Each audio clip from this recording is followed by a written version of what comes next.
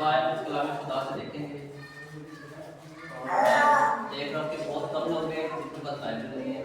Next time जब भी आप प्लीज़ कभी आए तो आप जरूर अपने बाइबल साथ लेकर आया करें, ताकि जब हम खुदा के कलाम सुन सके तो ज़्यादा से ज़्यादा पाने वाले बस हो सके। तो आए कलाम खुदा से देखेंगे नया नामा में से मत्ती रसूल की किताब में से उसका 16 बाब, उसका 6 बाब, उसकी 16 आयत।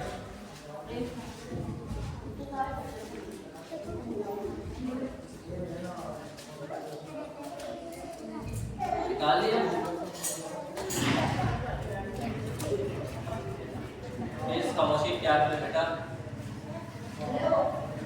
खुदा के कलाम में यूं लिखा है, और जब तुम रोजा रखो तो रियाकारों की तरह अपनी सूरत ना उदास ना बनाओ, क्योंकि वो अपना मुंह बिगाड़ते हैं ताकि लोग उनको रोजादार जाने। मैं तुमसे सच कहता हूँ कि वो अपना अजर पा चुके हैं। खुदा के कलाम में सुने जाने पर पढ़े जाने में हम सबको बड़ी बरकत हासिल हो। सो आज हम जिस चीज के बारे में सीखने को जा रहे हैं, जैसा कि हम सब जानते हैं कि रोज़े के आयाम शुरू हो चुके हैं और रोज़ों के आयाम में हर साल जैसे आप सब जानते हैं कि तरह तरह जगहों पे इबादत का इस्तेमाल होता है। सब जगह पे ऐश करने मनाया जाता है, आपका पुरुष जिसको कहते हैं, ये बनाते हैं और रोज़ों का इबादत करते हैं। आज हम भी यहाँ पर ऐश करने की इबादत कर रहे हैं, यानी अपने रोज़ों की इबादत कर रहे हैं। हम कुछ चीजें जो रोजा के मुतालिक है वो सीखने जा रहे हैं। सबसे पहले बात है,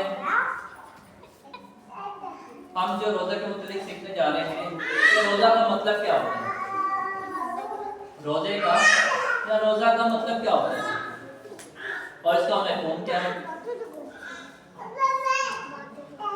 और इसी के साथ साथ हम ये सीखने जा रहे हैं कि हमें रोजा क्यों रखना चाहिए, रोजा रखने से हमें क्या फायदा होता है। और इसी के साथ हम सीखेंगे कि रोजा खुदा किन लोगों का रोजा कबूल फरमाता है। हालेलुया। हम इन 4 बातों पे आज गौर करेंगे। तो सबसे पहले जो बात है जो हम सीखने जा रहे हैं कि रोजा का मतलब क्या है। आप में से कितने लोग हैं जो इस चीज को जानते हैं कि रोजा का मतलब क्या है? किसको पता है रोजे का मतलब क्या है? नहीं पता?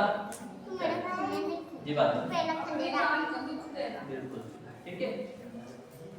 रो और जा, ठीक है। इसको अगर आप देखें तो इसका जो मतलब बनता है, रो का मतलब है रोने से और जा का मतलब जार जार, मतलब रो कर खुदा के हुजूर जार जार मतलब दुआ करना, मिलनसारी करना, इसको कहते हैं रोजा, ठीक है। और पिछले संडे आपको पीटर भाई ने जब कलाम सुनाया था तो दुआ के मुताबिक बताया था। तो जैसे हमें सिखाया है कि हमारे जिंदगी में दुआ कितनी अहम, जिंदगी कितनी रोल इम्पोर्टेंट है दुआ का, इसी तरह रोजा भी हमारी जिंदगी में बहुत ज़्यादा इम्पोर्टेंट है। रोजा का मतलब होता है कि रो कर गिलाजारी करके अपने खुदा से मिन्नत इंतजार करना, और इसका मफ़हूम ये होता है कि अपनी जान को दुख देना। जब हम अपनी जान को दुख देते हैं तो हम अपने खुदा से गिलाजारी करते हैं, अपनी जान को दुख देकर। आप जैसे देखें, आपको बहुत सारी पुराने नामे में भी बहुत सारी में मिल जाएगा। आस्तर मलका के बारे में सब जानते हैं। आस्तर मलका कौन थी? जब उसकी कौम पर शक्ति आई तो उन्होंने क्या किया? जब बनी इस्राएल के लिए फरमान जारी हुआ कि नौमान ने बादशाह के जरिए एक फरमान जारी कर दिया कि तमाम बनी इस्राएल को खत्म कर दिया जाए, उनके कौम को नस्ल नाबूद कर दिया जाए। और मलका आस्तर के बनी इस्राएल की कौम की बेटी थी। तो जब उसको ये बात पता चली उसके चाचा से यानी मर्दगी से, तो उसने क्या किया?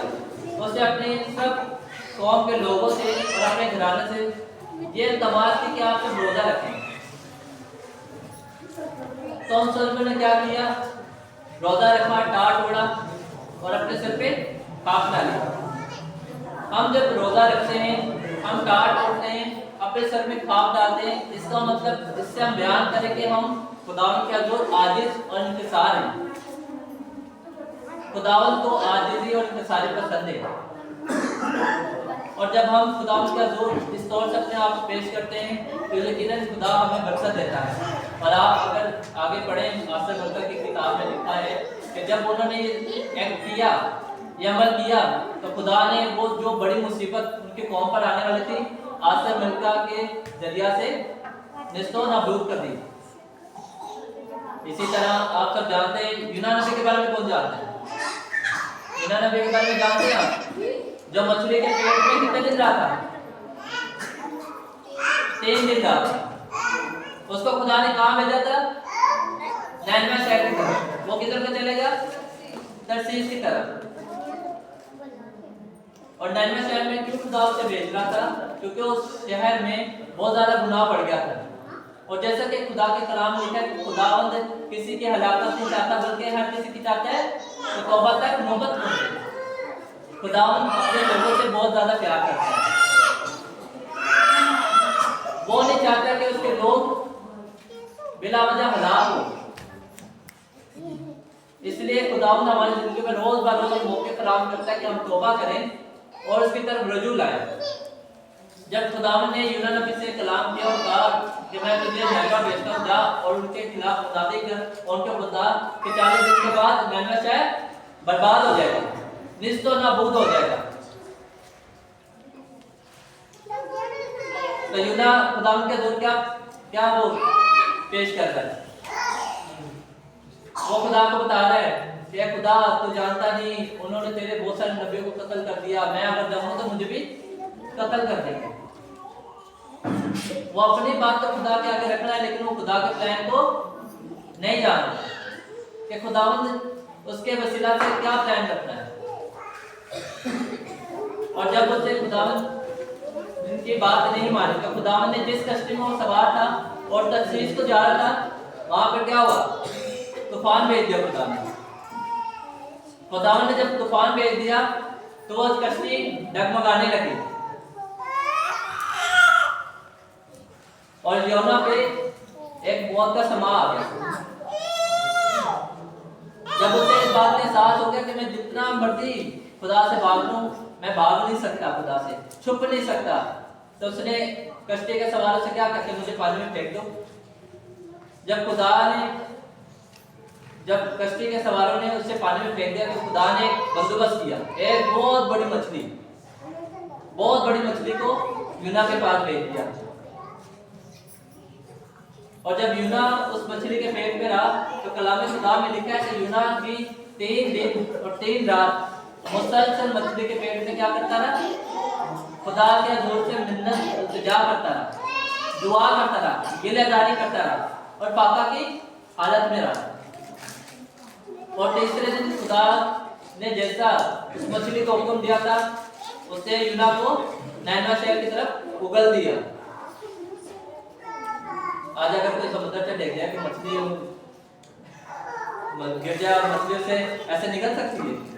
नहीं निकल, वो तो खा जाएगी उसको या तो मार देगी उसको, क्योंकि मछली में इतने खतरनाक जानवर हैं और इतने डेंजरस होता है, किसी लोगों को तैरना नहीं आता तो कैसे रह सकता है। लेकिन खुदा ने अपना एक बंदोबस्त बनाया, जो खुदा के लोग हैं वो कहीं पे भी चल जाए, खुदा उनको संभालने की कुदरत रखता है। Hallelujah hallelujah.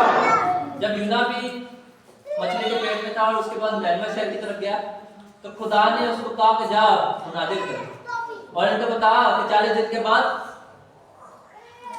नैनवा शहर क्या हो जाएगा? तबाह हो जाएगा। तो उधर के लोगों ने क्या किया?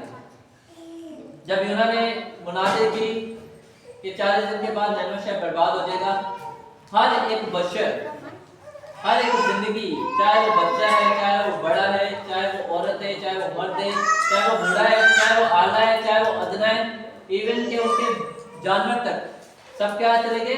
रोजा की हालत में,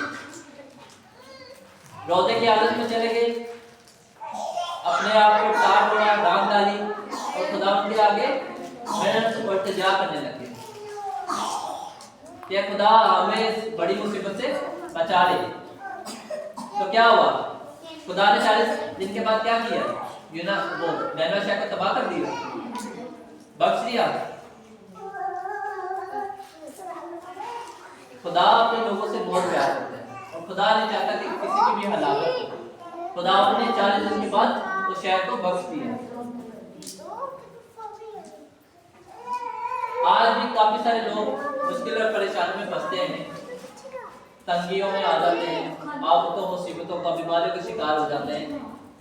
लेकिन मैं आपको बताऊं, जब आप खुदावंद के हुजूर खुदावंद से अटैच हो जाते हैं, जब दुआ और रोजे में झुक जाते हैं, तो खुदावंद आपके बीच में से बड़ी बड़ी मुश्किलात परेशानियों को दूर करने की कुदरत रखता है। Hallelujah hallelujah. और खुदावंद आपके दुख को, जो आप अपने जान को दुख दे रहे होते हैं, खुदावंद की नजर उस पर रहती है। जैसा कि अभी हमने कलाम में से पढ़ा, कलाम में लिखा है जब तुम रोजा रखो। ऐसा कोई शर्त नहीं है कि अप्रैल या फरवरी जो भी रोजे हैं रोजे रखो, नहीं। कलाम में खुदा ने लिखा है जब तुम रोजा रखो। कब रोजा रखें, जब हमें जरूरत पड़े, जब हमें लगे कि हमारे जिंदगी में मुश्किलात परेशानियों का बोझ बहुत बढ़ गया है, हमारे बस से चीजें बाहर हो गई हैं, तब आप रोजा रखें, खुदावंद के आगे झुके, अपने आप को आजीज और इंतजार बनाएं। तो यकीनन खुदा आपसे वो तमाम मुश्किलात परेशानियां और जो तंगदस्तियां हैं आपके घरानों से दूर कर देगा। Hallelujah hallelujah. क्योंकि खुदावंद आपकी आजीजी और इंकिसारी को पसंद करता है। जब तक आप अपने आप को आजीज इंकिसार नहीं बनाएंगे, तो खुदावंद आपको कैसे बरकत देगा। खुदा कभी भी आपको बरकत नहीं देगा जब तक आप उसके आगे आजीज और इंकिसार नहीं बनेंगे। अब जैसा कि हमने कलाम में लिखा पढ़ा है कि जब तुम रोजा रखो तो रियाकार की तरह सूरत ना बनाओ। रियाकार कौन होते हैं? रियाकार वो होते हैं जो खुदा के शरीयत को, खुदा के कलाम को जानते भी हैं, लेकिन वो लोगों के सामने बज़ाहिर दिखाना चाहते हैं कि हम बड़े नमाजी फरेजी और बहुत खुदा को मानने वाले हैं। खुदा ने कहा ऐसी सूरत आप मैंने नहीं पसंद, मुझे क्या पसंद है? आजिज़ी इंकिसारी, मुझे आजिज़ी पसंद है, रियाकारी नहीं पसंद है। और अपनी सूरत रियाकारों की तरह ना बनाओ, क्योंकि वो अपनी सूरत बिगाड़ते हैं ताकि लोग उनको रोज़ादार बनाएं। आज भी यहाँ पे काफी सारे लोगों ने रोजा रखा होगा और यकीनन जिन्होंने खुदावत के रोजा रखा होगा, खुदावत उसके रोजे को जरूर कबूल फरमाएगा। मैं आगे आपको कलाम में से बताऊंगा कि खुदा कैसे आपके रोजे को कबूल करता है। आपको पता है कि मूसा जब कोहे सीना पे गया, मूसा ने 40 दिन फाका किया रोजे की हालत में, और जब 40 दिन के बाद वो कोहे सीना से नीचे आया तो क्या किया? उसके हाथ में क्या था? उसके हाथ में खुदावंद की 10 हुक्म थी। 10 हुक्म थे, खुदावंद का अहद था जो खुदा ने मूसा के जरिए बनी इस्राएल कौम से बांधा था। कोहे सीना पे 40 दिन मूसा खुदावंद का दूर रहा, और जब खुदा के हजूर से मूसा नीचे पहाड़ पे उतरा, वापस नीचे जब आया तो लोग नीचे क्या बातें कर रहे हैं? 40 दिन हो गए, मूसा अभी तक आया नहीं, हमें तो ये भी नहीं पता वो जिंदा है कि मर गया है। लोग तरह तरह की बातें बना रहे। लेकिन जब 40 दिन के बाद मूसा उस पहाड़ के नीचे आया तो खुदा के कलाम में लिखा है कि मूसा का चेहरा, उसके चेहरे पे इतना नूर था कि आम आदमी को इसको देख ही नहीं सकता था। और बनी इस्राएल कौम ने मूसा से इल्तिजा की कि तू अपना चेहरा ढांप ले, क्योंकि हम तेरे चेहरे को नहीं देख सकते। इतना जलाल, इतना नूर खुदा ने उसकी जिंदगी में भर दिया। आज हम भी जब आजिज़ इंकिसारी के साथ रोजा रखते हैं, खुदा के हजूर आते हैं, तो आपने देखा होगा कि हमारे चेहरे की रौनक कुछ और ही होती है, एक अलग ही शादमानी हमारे चेहरे की होती है। रोजा रखते हैं जो आज इस तरीके से, उनके चेहरे पे एक अलग ही रौनक होती है, खुशी होती है, शादमानी होती है।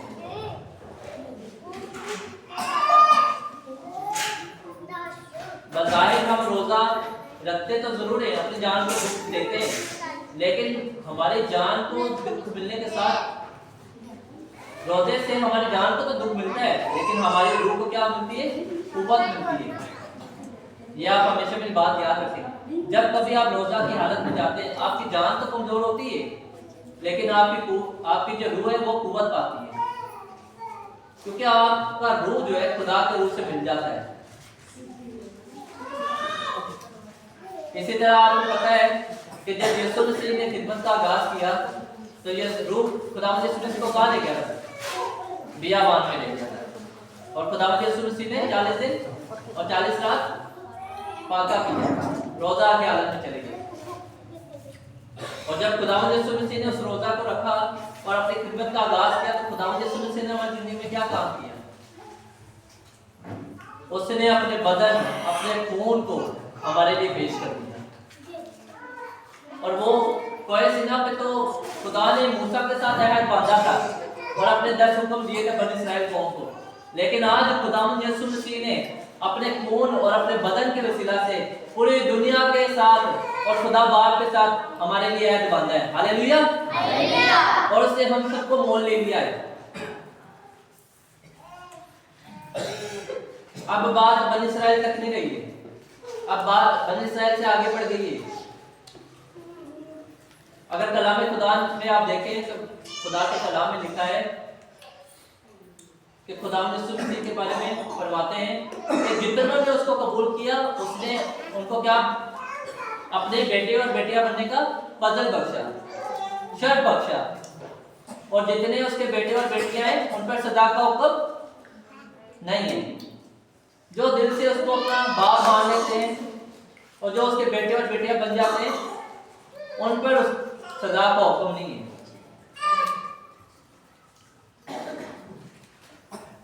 बल्कि अगर आप इसी के कलाम के इसी हिस्सा को आगे देखें, तो इसमें अगर आप देखें तो खुदा फरमाते हैं कि वो अपना अजर खा चुके, बल्कि जब तू रोजा रखे तो अपने सर पे तेल डाल और अपना मुंह धो, ताकि आदमी नहीं बल्कि तेरा बाप जो पश्चिम में है तुझे रोजादार जाने।